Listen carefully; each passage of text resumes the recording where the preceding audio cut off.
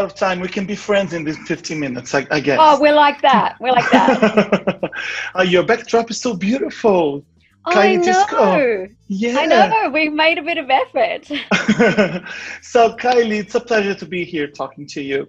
Um, Thank you. I want to know if you are already missing us in Brazil. I Yes. believe you are. Yeah. Of course I am. March the 6th is burnt into my memory. Well, also It's in ours. the Yeah. last, it's the last concert I did. And it was incredible. Yeah, so I miss you all.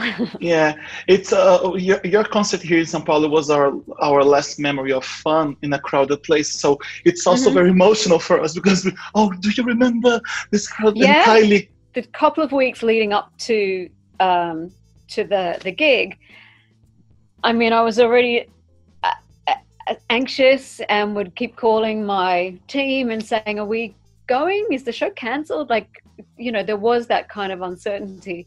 Hmm. But I'm so thrilled that we were able to visit you, and the show was the only thing that we didn't prepare for was the sound of the crowd. I'm sure you have a lot of performers just being blown away by that. And Of course. I think the first kind of 4 or 5 songs, I'm going, I literally can't hear anything, but it was amazing.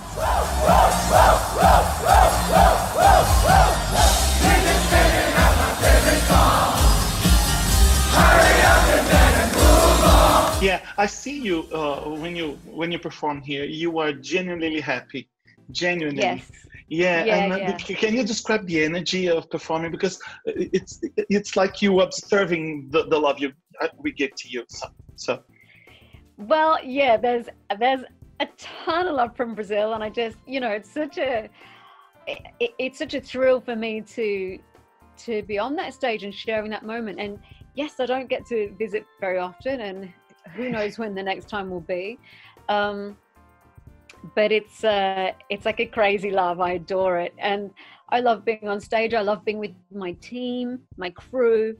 It's like I mean, it's hard work, obviously, but it's a bit like, I don't know, your school camp or something, and you're all in it together.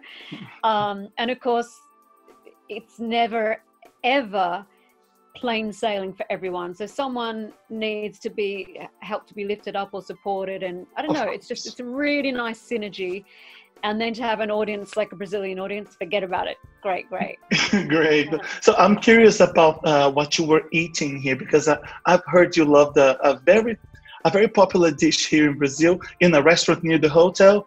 Can you remember what you were eating? I'm just curious. I actually can't remember what it was, but I do remember it was a famous chef. I'm sorry, I don't remember. No problem. All of it's gone out of the window for me, but out of my memory anyway.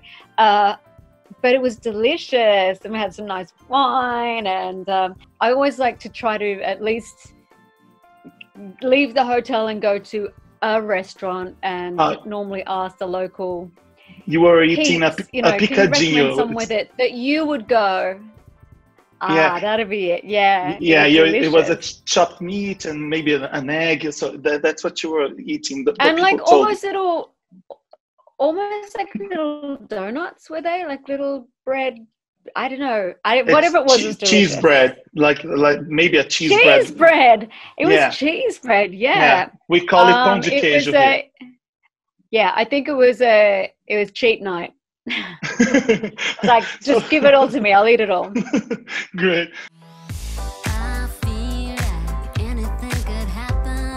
So Kylie, let's talk about Disco, your new albums. It's the 15th of your career, right?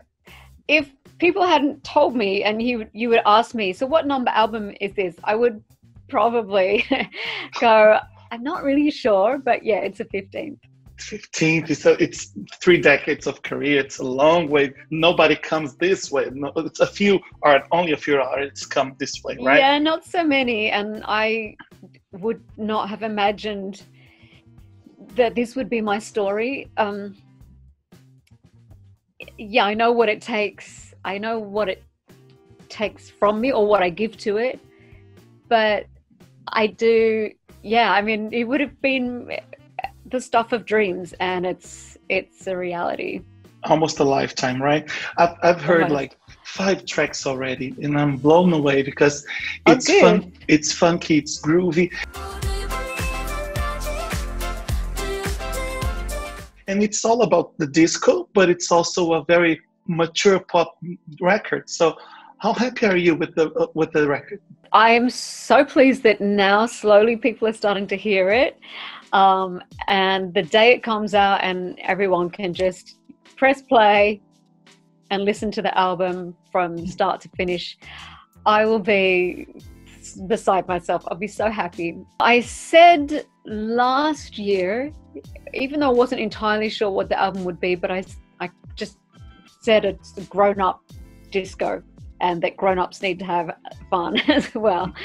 Mostly I'm a grown-up. Sometimes I don't act like one. Well, but, I am also one, so I'm very pleased. Yeah. So, but I definitely can track my journey to this album from the 2018 Golden Tour, because we had one section, which was the Studio 54 section. I just loved being in that world, and it was the entrance and the gold dress, and everyone had this kind of sassy attitude. And so, yeah, I really wanted to expand upon that. So, yeah, disco for this album was born at the start of the year. Then, of course, everything closed and everything was different. But we carried on and finished the album in lockdown. And now it's about to reach everyone, which is extraordinary. There's this trend here in pop music today. Like we see Jessie Ware's What's Your Pleasure, Dua Lipa's Future Nostalgia. Great album. Yeah, everybody's doing this disco-inspired album, but that wasn't something new for you, because 20 years ago, well, you were releasing Light Years. So Yeah. What With is Your it Disco about? Needs You. Oh, Your Disco Needs You on a night like this, one of my favorite songs ever. So, why is that? Why do you so love much about the disco music? Because you weren't born in disco age, right? So I guess I like wasn't, me, and we were a child. Yeah. I didn't ask myself that when I was making this record. It's just like, well, yeah, disco. Like, doesn't everyone love disco? I know things come and go, and as you know, the fashion of pop, it'll be something else next, and then eventually we'll come back to disco, no doubt. So yeah, I was 8, 9, 10. I was 10 in 1978. So way out in suburban Melbourne, my parents had lots of records. I mean, not just disco records, but you know, I would play the Beatles and the Kinks and the Stones, but also Donna Summer, Bad Girls, ABBA, the Bee Gees. So that I now recognize as the formative time for me, when I fell in love with it. I mean, I was a kid. I just appreciated the songs. I would have loved ABBA's looks. Yes. Well, we can see them in some Say Something and Magic videos are very obvious. Yeah, right? I mean, all that glitter, right? Basically, forever inspirations. And then I was kind of clubbing in the 90s, which is different to a disco, but it's still the same thing with a different name. And then, of course, Daft Punk, basically, if you can reinvent disco, I don't know if that's possible, but let's say they did. And that was just like, I mean, a game changer. So I think I nearly wore out my Daft Punk CD. So there's different versions of disco. And yeah, I think I had my kind of version. I don't know if I would have called it disco, but like spinning around, you know, it's a dance song. Your pop sweet disco, that's what I call yours. Pop sweet disco. Well, sometimes it's melancholy, for sure, like All the Lovers or Say Something. But for this album, it was mostly coming from a place of escapism and celebration, mostly. I love it when you collaborate. One of my all-time favorite songs is your duet with Nick Cave. How do you two? Yeah, it's can we just talk about that for a week? because I Yeah, love I it. can talk it for a year because it's so Yeah. beautiful, so beautifully sung by you, and it really almost cheers me up. So, Why they call me that I do not know. how do Yeah. you choose someone you want to collaborate with? Because we could have been with Dua Lipa, maybe Jessie Ware, because they're so similar sounds. Yeah, and I mean, more often I've duetted with men than with women. Yeah, I had a duet with Tove Lo last year, which was fantastic. She's of just course. awesome. I'm a huge fan. Yeah, But in the case of Nick Cave and the Bad Seeds and Where the Wild Roses Grow, he came to me. He had this idea and the vision, and thankfully we were able to do it. And every experience I've had with him has just been so beautiful and elevated. of course. It's just good, and he's a gorgeous person. So yeah, I'm so fond of that song, and it just turned 25 years old. I nearly fell off my chair. It's like, I get it if it's my song, and it's, you know, there's always anniversaries. You know, something's 10 or 15, 20, but I don't know, it's quite different that it was a duet that was 25 years old. And I thought, I've known Nick Cave for 25 years. That's incredible. Yeah, I'd love to talk about Michael Hutchence' documentary Mystify.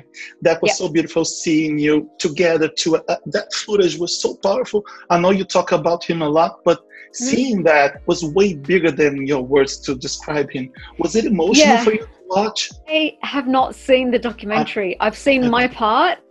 I just haven't seen it yet. I don't actually know what's stopping me. I'm just waiting for the right quiet moment to watch it. I hear it's beautiful. I knew it would be beautiful and respectful, because I know the director, and that's why I felt comfortable to share that footage with him.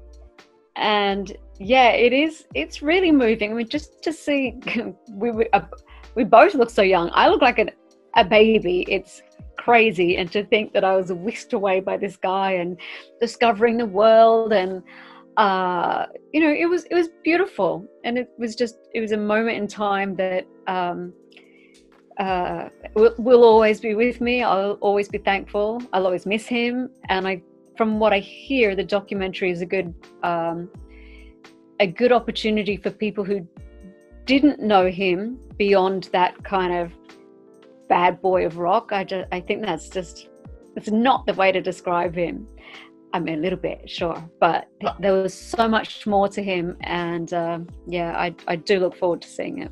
I wish we had more time. It's a pleasure to talk I to you. do too. Thank you, Papel. Papel Pop, yeah. Yeah, it's you very really nice much. speaking with you, and my memories of my last trip to Sao Paulo, all my visits to Brazil are in my heart, and I send you a big, big, big kiss.